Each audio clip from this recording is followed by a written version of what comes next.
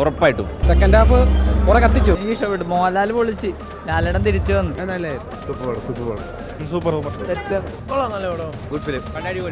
പടം പൊളി പൊളി പൊളി.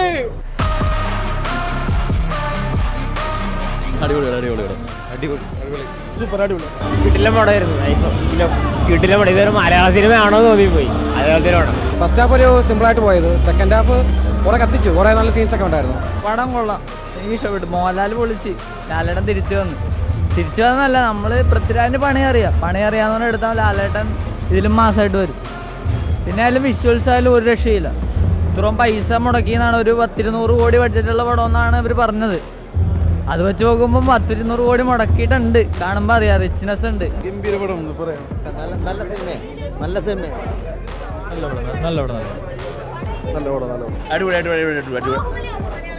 ഉറപ്പായിട്ടും ലൂസിഫറിന്റെ അത്ര ആയിട്ടില്ല എങ്കിലും സ്റ്റണ്ട് സൂപ്പർബാണ്.